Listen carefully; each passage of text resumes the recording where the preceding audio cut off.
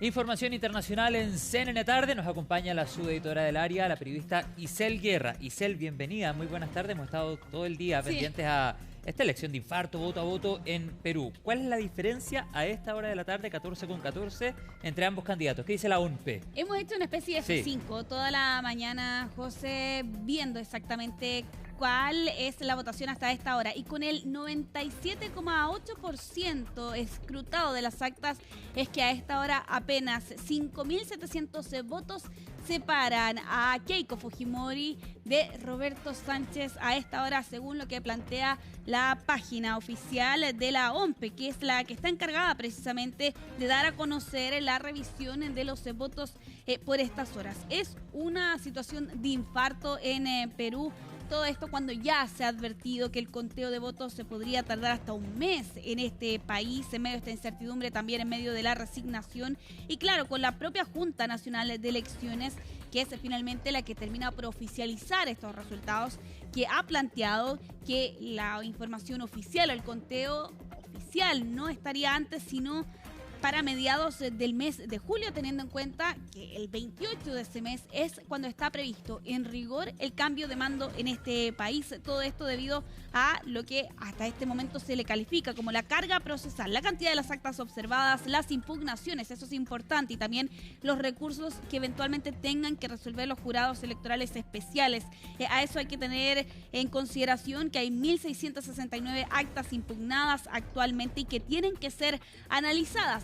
A esa situación se suma también, por cierto, la incertidumbre respecto de finalmente quién va a ganar esta contienda electoral, pero también algunos llamados a movilizaciones que hemos escuchado durante estos últimos 2 días de parte de algunas de las figuras del partido Juntos por el Perú, que es el partido precisamente de Sánchez y que ya el día de ayer se había congregado a los exteriores de uno de estos recintos electorales para manifestar su rechazo a lo que ha sido este proceso y que, de hecho, sin ir más lejos, recientemente, hace algunos momentos atrás, el propio candidato Sánchez respaldaba las movilizaciones de sus seguidores, teniendo en cuenta que para el día viernes aparentemente se estaría organizando entonces la posibilidad de que efectivamente salgan a protestar los seguidores de Sánchez en medio de esta contienda electoral que ha sufrido varias fluctuaciones durante estos últimos 3 días y con esta advertencia que podrían tardar un par de semanas más hasta resolverse final y oficialmente los resultados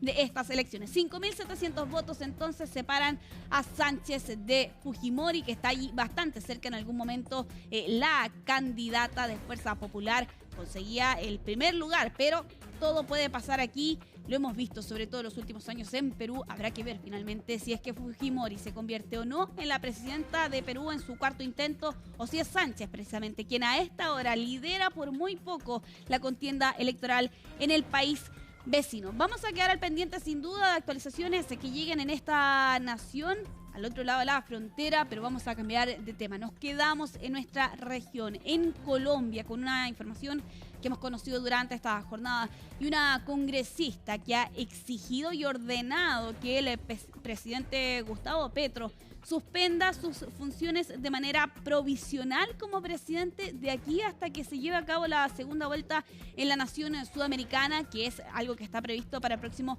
21 de junio de este mes, evidentemente. Aquí la presidenta de la Comisión de Investigación y Acusación de la Cámara ha ordenado la suspensión provisional entonces hasta después de la segunda vuelta electoral. La justificación que utiliza esta política, la supuesta participación del mandatario en la campaña, teniendo en cuenta que su figura, ¿no?, la de Iván Cepeda, está participando precisamente en esta contienda electoral. Ojo que esta orden llega desde una figura de su propio partido, Gloria Arizabaleta, miembro del Pacto Histórico, pero más allá, por cierto, del hecho de que esto surja de una figura dentro de su mismo partido, también se ha instalado un debate en Colombia hasta cierto punto, porque la gran pregunta es si es que esta orden aplica o no.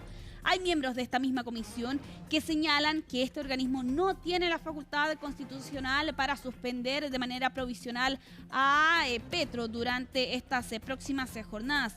asegurando que es una facultad exclusiva del Senado. Si es que se llegaran a encontrar argumentos por parte de esta comisión, bueno, de todas formas tiene que ser la Cámara Alta la que determine una decisión de estas características, que incluso así sería una medida inédita. Sería el primer presidente en ser suspendido de su cargo, y esto en medio de las exigencias que estaba planteando entonces esta congresista durante esta jornada por el rol que ha adoptado Petro durante esta contienda electoral, que no ha sido, ojo, una situación polémica nueva. Ya se arrastraba incluso la primera vuelta, sobre todo tras el cierre de campaña y algunos viajes que estaba realizando Petro entonces, seguido por lo demás de también un tour que estaba llevando a cabo Cepeda en medio del contexto de estas elecciones. Vamos a cambiar de tema.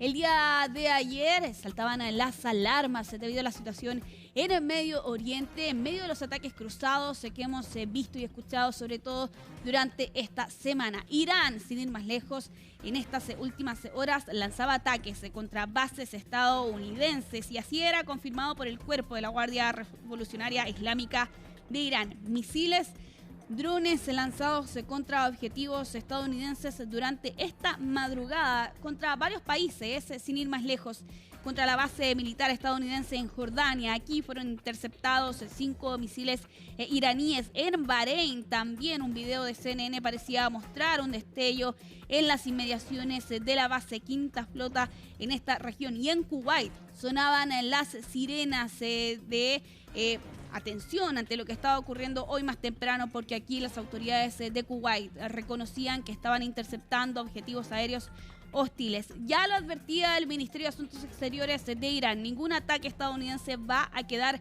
sin respuesta. Esto a raíz de lo que conocíamos el día de ayer, ¿no? En la información que entregaba la Casa Blanca de que Estados Unidos había sufrido un ataque por parte de Irán al ser derribado un helicóptero Apache, y eso llevaba finalmente a las fuerzas estadounidenses a lanzar ataques en los alrededores del estrecho de Hormuz.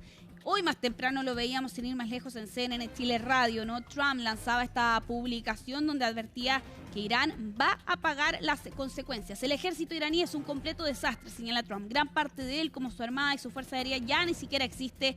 Han sido totalmente derrotados. Irán solo habla y no actúa. El matón de Medio Oriente está muerto, señala Trump. Han tardado demasiado en negociar un acuerdo que les habría beneficiado enormemente, y ahora tendrán que pagar las consecuencias. Se planteaba entonces el presidente de Estados Unidos hoy más temprano, en medio de esta escalada nuevamente que vemos en la región ante los esfuerzos diplomáticos, sin ir más lejos, que otra vez parecieran haberse derrumbado, sobre todo a raíz de lo que ha ocurrido en estos últimos días. Nos vamos hasta Irlanda del Norte. El día de ayer conocíamos movilizaciones, protestas a raíz de un hecho que se daba cuenta el día lunes por la noche de un ataque con cuchillo por parte de un hombre sudanés de 30 años que fue acusado de intento de asesinato contra otro hombre que resultó con heridas en los ojos, en la espalda y en la cara. Un hombre de 40 años que era otro de los protagonistas detrás de este hecho que ocurría el día lunes por la noche en un ataque sin explicación de momento. Eso en las horas siguientes desataba protestas, desmanes de manifestantes anti-inmigrantes, particularmente en Belfast, la capital de Irlanda del Norte, quienes comenzaron a quemar buses, autos e incluso casas, teniendo en cuenta, ¿no?, ataques directamente contra extranjeros. Y eso ha generado una serie de reacciones, incluso internacionales, de Elon Musk, que también llamaba a participar de estas movilizaciones, pero dentro del gobierno británico haciendo un llamado a la calma y condenando precisamente este ataque con características anti-inmigrantes. Vamos a revisar parte de las declaraciones de Keir Starmer durante esta jornada, quien hacía alusión precisamente a lo que estaba ocurriendo en Irlanda del Norte. La ciudadanía está, con razón, consternada por el horrible ataque ocurrido la noche del lunes en el norte de Belfast. Como usted acaba de mencionar, el hombre detenido compareció esta mañana ante el tribunal de Belfast y fue acusado formalmente. Quiero agradecer al Servicio de Policía de Irlanda del Norte, a los demás servicios de emergencia y los ciudadanos que respondieron con tanta valentía. Nuestros pensamientos están con la víctima. Pero permítame ser claro, señor presidente, los actos de violencia e incendio provocados que siguieron son totalmente injustificables. Estamos unidos en nuestro llamado a la calma y decididos a restablecer el orden, apoyar a la policía y a todos los que están en primera línea y garantizar que se haga justicia. Bueno, varias figuras estadounidenses han pasado ante el Congreso para testificar respecto del caso de Jeffrey Epstein. Lo vimos en su momento con el expresidente Bill Clinton, también con la ex primera dama y ex secretaria de Estado Hillary Clinton.